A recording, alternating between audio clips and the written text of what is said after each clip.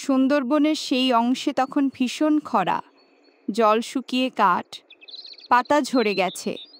বনের পশু পাখিদের খাবার আর জলের জন্য হাহাকার। এমনই এক দুপুরে বটগাছের ছায়ায় বসে তিন বন্ধুর কপালে চিন্তার ভাঁজ। উফ, আর পারা যাচ্ছে না। এভাবে আর কতদিন? খিদে পেট চোঁচো করছে আর তেষ্টায় ছাতি ফেটে যাচ্ছে। শান্ত হও বন্ধু হাতিরাম, শান্ত হও। অধৈর্য হলে সমাধান আসবে না। আমাদের বুদ্ধি দিয়ে কাজ করতে হবে। কা কা কা, একটা দারুণ খবর আছে, একটা দারুণ খবর। কি এমন খবর রে তোর? আবার কোনো শুকনো ডাল খুঁজে পেয়েছিস নাকি? আরে না না, আমি উড়ে উড়ে বনের ওই উত্তর দিকটা পর্যন্ত গিয়েছিলাম। ওখানে একটা নদী আছে, আর নদীর ওপারে কি বলবো, মস্ত বড় একটা ফলের বাগান। আম, জাম, কলা, রসে টই টম্বুর হয়ে আছে। নদী? কিন্তু এই খরার সময়েও নদীতে জল আছে? আর স্রোত কেমন? জল শুধু আছেই না, একেবারে টইটম্বুর। পাহাড় থেকে জল গড়িয়ে আসছে বোধহয়। আর স্রোত, বাপ রে, কি তার গর্জন! দেখলেই ভয় লাগে। কা কা। আরে ধুর, নদী তো আমার কাছে ওসব নস্যি। এই দেখো আমার শরীর যেন পাহাড়। আমি একাই নদী পার হয়ে তোমাদের জন্য ফল নিয়ে আসব। আমার গায়ে অসুরের শক্তি। তাড়াহুড়ো করো না হাতিরাম। শক্তি সবসময় শেষ কথা নয়। নদীর স্রোতকে বিশ্বাস নেই। আরে তুমি শুধু বুদ্ধি খাটাও পণ্ডিত, কাজের বেলা তো আমিই আছি। চলো সবাই, আমার কেরামতি দেখবে।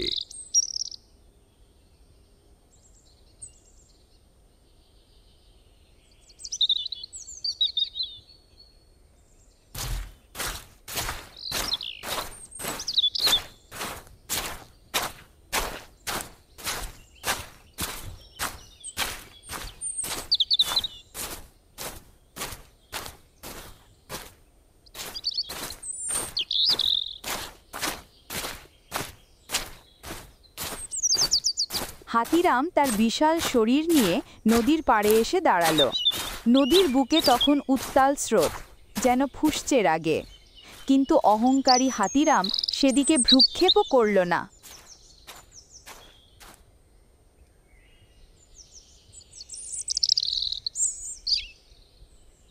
এই দেখ, আমি কেমন সাঁতরে পার হয়ে যাই, তোরা শুধু দেখতে থাক। যেও না বন্ধু, স্রোত খুব বেশি, বিপদ হতে পারে। কিন্তু কে শোনে কার কথা?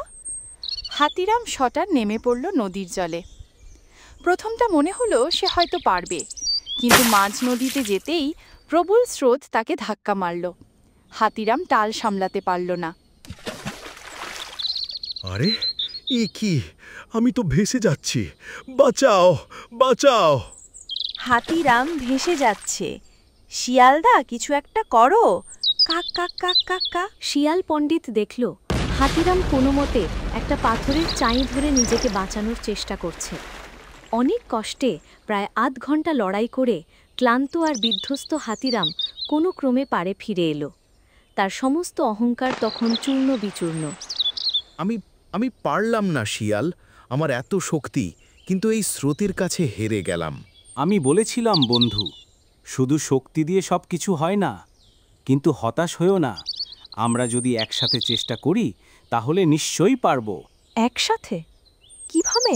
আমার মাথায় একটা বুদ্ধি এসেছে। আমরা তিনজনের শক্তি আর বুদ্ধি একজোট করব।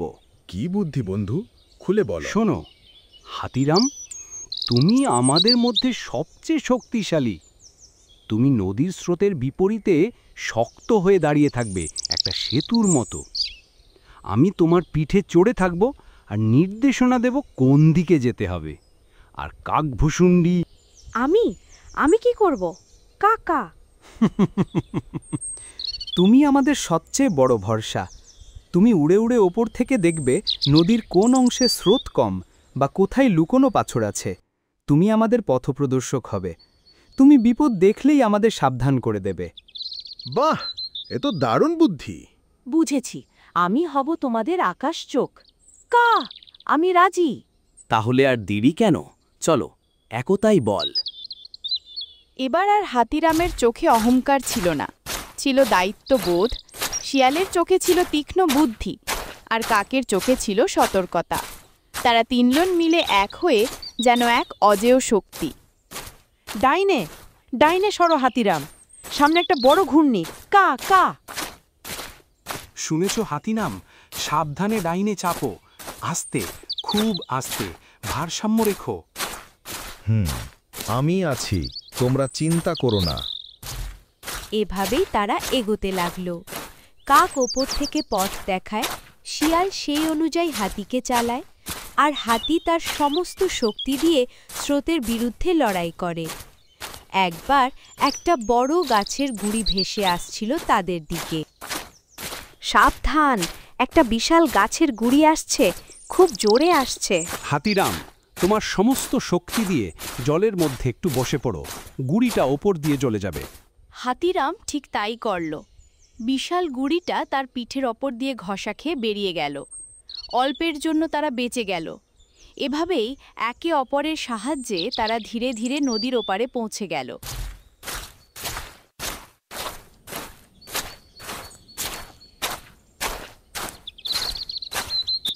অবশেষে তারা সফল।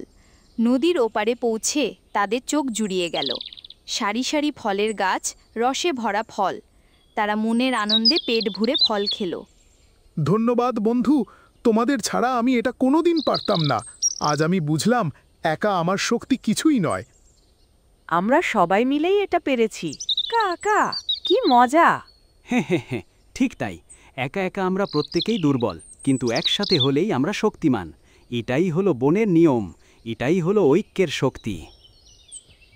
সেই দিন তিন বন্ধু শুধু পেট ভরে ফলই খেল না, একটা বড় শিক্ষাও পেল।